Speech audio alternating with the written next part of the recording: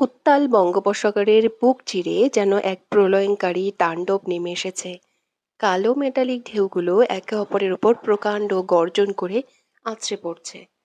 পূবের আকাশ গোমোট ধোঁয়াটে আর ঘন কুয়াশার বিষাক্ত চাদরে ঢাকা। নোনা বাতাসের ভারী আর্দ্রতায় পুরো জলসীমা যেন এক মৃত্যুকূপে পরিণত হয়েছে।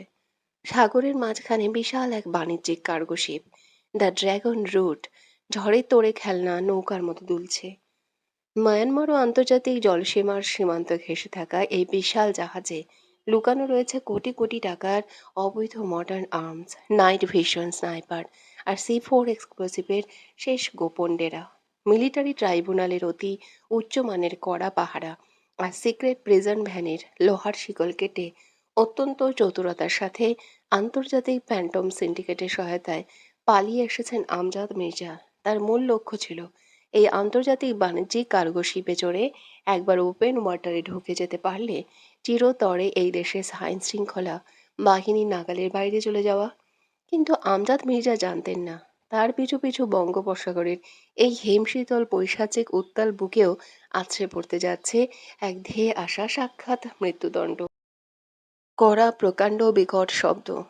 হঠাৎ করে কুয়াশাচ্ছন্ন সাগরের আকাশ চিরে বাতাসের বুক ভারী করে নেমে এলো স্পেশাল নেভাল কমবেট ফোর্সের প্রকাণ্ড যুদ্ধ ব্ল্যাক হক হেলিকপ্টার। কার্গো শিপের চারপাশ ঘিরে ফেললো তিনটি মেটালিক স্পিডবোট। পানি ছাট আর ঝড়ের প্রকাণ্ড শব্দে চারপাশ কাঁপছিল। হেলিকপ্টার থেকে রোপ স্লাইডিং করে কার্গো শিপের উঁচু মেটালিক ডেকে সশব্দে লাফিয়ে পড়লেন এক প্রকাণ্ড সুগঠিত অবয়ব মেজর তাজওয়ার ওয়াশিফ। তার পরনে special combat technical dive suit, হাতে অটোমেটিক অ্যাসল্ট সাবমেশিন গান, আর চোখে বরফ শীতল হস্তারো কালো। তার ঠিক পেছনেই ব্ল্যাক ট্যাকটিভাল কভার স্যুট আর মেটালিক ফেস মাস্কে পুরো মুখ ঢেকে জাহাজের পিচ্ছিল ডেকে স্লাইডিং ট্র্যাক করলেন আরও দুইজন ট্রেইনড অফিসার, সায়ন এবং সোফিয়া। প্রিয়াঙ্কার পাঠানো সিক্রেট স্যাটেলাইট ট্র্যাকার দিয়ে নিশ্চিত হয়ে তারা সরাসরি মেজর তাজওয়ারের ওই ডেডলি স্পেশাল নেভাল কমব্যাট রেডে অংশ নিয়েছে। দূর থেকে কারো বোঝার উপায় নেই যে এই কুচকুচে কালো ফেস মাস্ক আর কমব্যাট গিয়ারের আড়ালে লুকিয়ে আছে মির্জা ম্যানশনের সেই শান্ত আশ্রিতা সোফিয়া আর সিক্রেট এজেন্সির senior agent Sayan. Open fire, direct shoot to kill. Major Tajwar ওয়াশিপের গলার বজ্রকণ্ঠের নির্দেশ সাগরের তর্জন গর্জনকে চিরে চারদিকে ছড়িয়ে পড়ল। কার্গো শিপের বিশাল ডেকে লহমায় রণক্ষেত্রে পরিণত হলো। আমজাদ মির্জা প্রাইভেট ফ্যান্টম কিলাররা বিশালাকার কন্টেইনারের আড়াল থেকে AK-47 আর অটোমেটিক পিস্তল দিয়ে ক্রস ফায়ার চালাতে শুরু করলো। ঠাস ঠাস ব্রাশ ফায়ার পাস। মেজর তাজওয়ার ওয়াশিপ একাই যেন এক প্রকাণ্ড মহাকাল রূপে কন্টেইনারের আড়াল থেকে বের হয়ে সামনে থাকা পাঁচজন সশস্ত্র কিলারকে সেকেন্ডের মধ্যে পয়েন্ট ব্ল্যাঙ্ক রেঞ্জে গুলি করে কুপোকাত করতে করতে সামনে এগোতে লাগলেন। সোফিয়া সায়ান পেশাদার দক্ষতায় ব্যাকআপ কভার দিয়ে ফ্যান্টমের একের পর এক শার্প শুটারকে নিকেশ করছিল। কিন্তু ঠিক তখনই একটু উঁচু কন্টেনারের ওপর থেকে এক আততায়ী সাইলেন্সার লাগানো হেভি পিস্তল দিয়ে সোফিয়ার পজিশন লক্ষ্য করে ক্রস ফায়ার শুরু করলো। ঠাস। সোফিয়া সামলে। সায়ন চিৎকার করে সোফিয়াকে এক প্রকাণ্ড ধাক্কায় সেফ কভারের আড়ালে ছুড়ে দিল। কিন্তু সেই বিষাক্ত বুলেটের একটি সোজা এসে বিঁধল সায়নের ডান কাঁধের মাংসপেশিতে। সায়ান ফেস মাস্কের আড়াল থেকেই সোফিয়ার গলা দিয়ে এক চিলতে আর্ত চিৎকার বের হয়ে এলো। রক্তে ভেসে গেল সায়ানের কমবেট স্যুট। সে যন্ত্রণায় দাঁতে দাঁত চেপে এক হাঁটুতে ভর দিয়ে পিচ্ছিল ডেকের ওপর বসে পড়ল। সোফিয়া দ্রুত সায়নের পাশে এসে তার রক্তাক্ত ক্ষত এক হাত দিয়ে শক্ত করে চেপে ধরে কভার দেওয়ার চেষ্টা করলো। সায়ান মারাত্মকভাবে আহত, তার হাত থেকে পিস্তলটা খসে পড়েছে। আমজাদ মির্জা ততক্ষণে জাহাজের পেছনের এসকেপ লাইফ বোটের দিকে কাঁপতে কাঁপতে পালাচ্ছিলেন। কিন্তু মেজর তাজওয়ার ওয়াশিপ পৈশাচিক গতিতে এক লাফে গিয়ে তার সামনে দাঁড়িয়ে অ্যাসল্ট রাইফেলের নল ঠেকিয়ে দিলেন আমজাদ মির্জার কপালে।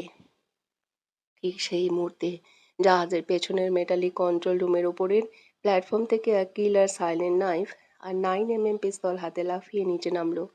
সে সায়নকে সামলাতে ব্যস্ত থাকা সোফিয়া সম্পূর্ণ পেছনে এসে দাঁড়ালো। সোফিয়া তখন আহত সায়নের পজিশন হোল্ড করে উইং কভার দিতে ব্যস্ত। সে টেরও পায়নি যে তার ঠিক 4 হাত পেছনে এক নিশ্চিত মৃত্যু এসে পা রেখেছে। কিলারটি ঠান্ডা মাথায় নিজের ভারী 9mm পিস্তলটা সোফিয়ার মাথার পেছনের অংশ লক্ষ্য করে পয়েন্ট করলো। তার হিংস্র আঙ্গুল চেপে বসছিল ট্রিগারে। ডাই ইউ এজেন্সির কুকুর। পিলারটি পৈশাচিক ফিসফিস করলো।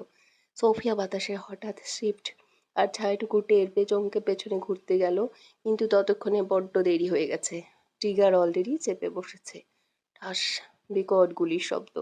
সোফিয়া 1 সেকেন্ডের জন্য চোখ বন্ধ করে নিল। সে জানতো এই বিষাক্ত বুলেট তার খুলি উড়িয়ে নিয়ে যাবে, কিন্তু সোফিয়ার গায়ে কোনো বুলেটের আঁচও লাগলো না।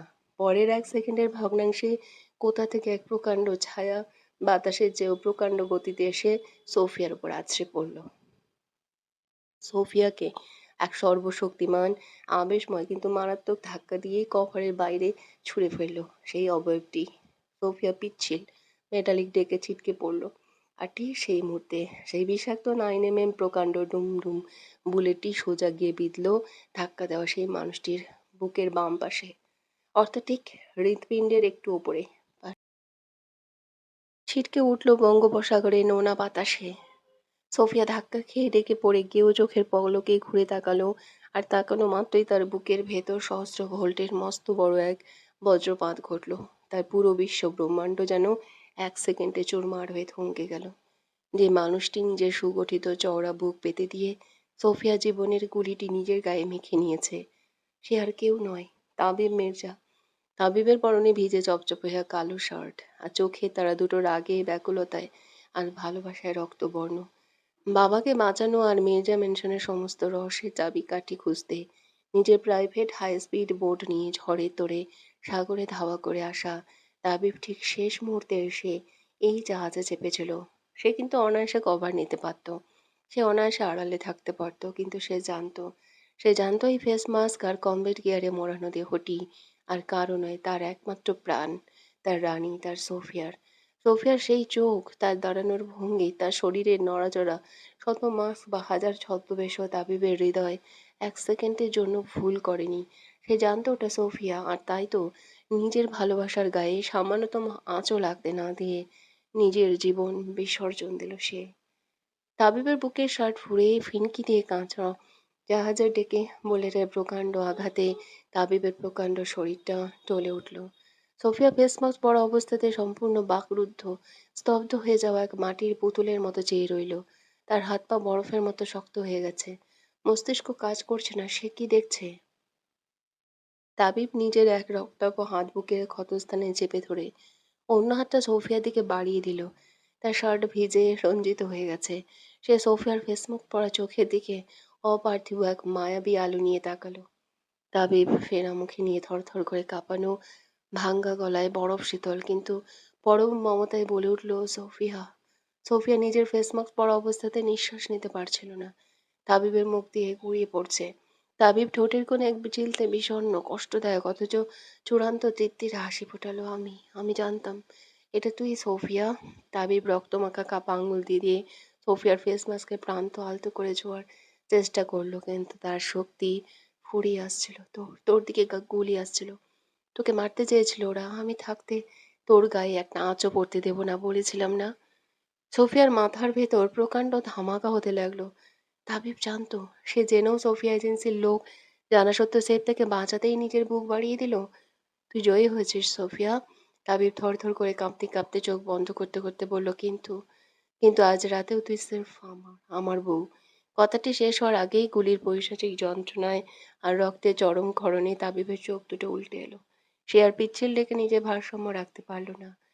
কার্গো শিপের মেটালিক বারান্দা থেকে বঙ্গোপসাগরের বিশালাকার কালচে ভয়া ঢেউগুলোর দিকে ব্যাক ফ্লিপ নিয়ে তার প্রকাণ্ড শরীরটা নিচে হেলে পড়ল। ছপাস বিশাল এক রক্তাভ প্রকাণ্ড ঢেউ এসে এক লহমায় গ্রাস করে নিল তাবিব মির্জার শরীরকে। কালো পানির অতল গহীনে নিমেষেই তলিয়ে গেল তাবিব। 1 সেকেন্ড, 2 সেকেন্ড, পুরো বিশ্ব যেন থমকে গেল।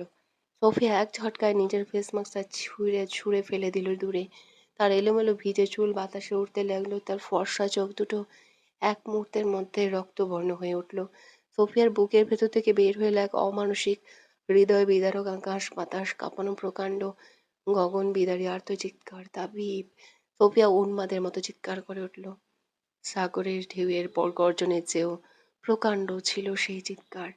তাবিব, না, তাবিব ফিরে এসো। সোফিয়া পাগল হয়ে গেল। সে জাহাজের মেটালিক রেলিংয়ে ওপর দিয়ে লাফিয়ে সরাসরি সেই উত্তাল মৃত্যুসম বঙ্গোপসাগরে ঝাঁপ দেওয়ার জন্য এক প্রকাণ্ড দৌড় দিল। তাবিবকে চায়, বাঁচাতে চায়। যে পুরুষটি তাকে বাঁচানোর জন্য নিজের বুক চিরে দিল, তাকে ছাড়া সোফিয়ার এই আন্ডার কভার মিশন, এই কেরিয়ার, এই জীবন, সব সির্ফ ধুলো আর ছাই। Sophia, no, stop! ঠিক সেই মুহূর্তে মারাত্মকভাবে আহত ডান কাঁধে গুলি খাওয়া সায়ান সর্বশক্তি দিয়ে হামাগুড়ি দিয়ে সোফিয়ার এক পা ধরে আছড়ে পড়ল। সায়ানের ক্ষতস্থান থেকে রক্ত ঝরছে, কিন্তু সে তার বাম হাত দিয়ে সোফিয়ার কোমর পা এমনভাবে শক্ত করে জাপটে ধরল যে সোফিয়া রেলিংয়ের ওপর থেকে আছড়ে পড়ল ডেকে। ছাড় আমার শান, ছাড়!